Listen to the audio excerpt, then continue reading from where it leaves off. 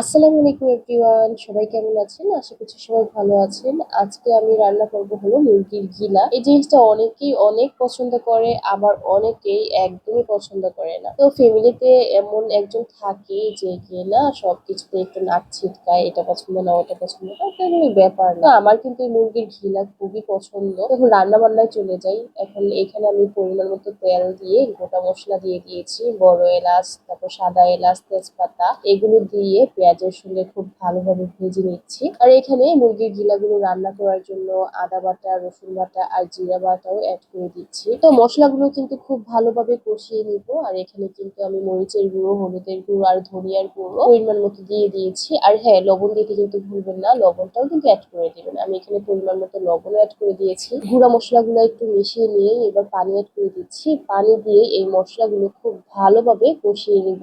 যে কোনো তরকারির মেইন যে প্রসেসটা সেটা হলো তরকারির মশলাগুলো খুব ভালোভাবে কষিয়ে নিতে হবে। যদি মশলাগুলো খুব ভালোভাবে কষিয়ে নেওয়া যায় তাহলে কিন্তু সেই তরকারিটা মজা হবে। তো প্রতিদিনই যে সব তরকারি মজা হবে সেটাও কিন্তু কথা নয়। একেক দিন একেক রকম হতেই পারে, স্বাভাবিক। দেখুন মসলাটা কি পরিমাণে কষানো হয়েছে যে তেলটা উপরে ভেসে উঠেছে। এ সময় কিন্তু মশলাগুলো আর লেগে যাবে না, তেলটা মশলা থেকে ছেড়ে দিয়েছে। এই মুরগির ঘিলাতে আমার একটু খুঁতখুঁত আছে, মানে যেভাবে এগুলো পরিষ্কার করুক না কেন আমার এগুলো আবার দ্বিতীয়বার খুব ভালোভাবে বটি দিয়ে চেঁচে চেঁচে পরিষ্কার করে নেই। তারপর চেঁচে পরিষ্কার করার পর এগুলো আবার গরম পানি ভিজিয়ে রেখে তারপর ৩-৪ বার ধুয়ে নিয়ে পরিষ্কার করা হয়। এছাড়া কেন জানি আমার ভালো লাগে না মুরগির ঘিলা যদি নিজে পরিষ্কার না করি তাহলে খেতে কেমন জানি লাগে। তো আমি নিজে কিন্তু এগুলো গরম পানি দিয়ে আবার খুব ভালোভাবে ধুয়ে নিয়েছি। ধুয়ে নেওয়ার পর কষানো মশলাতে এই ঘিলাগুলো অ্যাড করে দিয়েছি। এই ঘিলা ভুনাতে কিন্তু ২-৩টা আলু দিলেও মন্দ হতো না, বেশ ভালোই লাগে আলুটাও, কিন্তু সেদিন আলু দেওয়া হয়নি। তো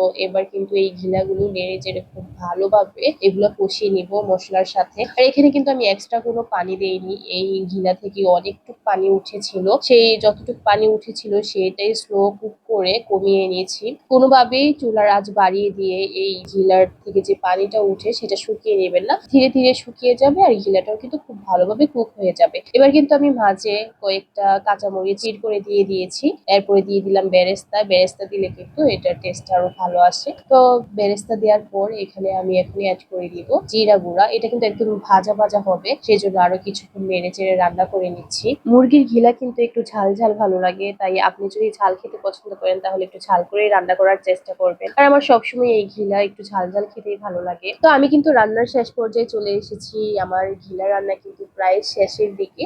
তো এখন কিন্তু কিছু জিরা গুঁড়ো অ্যাড করে দিয়েছি। ঘরোয়া সব রান্না বান্না আর দৈনন্দিন জীবনের কিছু সুন্দর সুন্দর মুহূর্ত পেতে আমার পেজটির পাশে থাকবেন। আজ এই পর্যন্তই। আল্লাহ হাফিজ সবাইকে।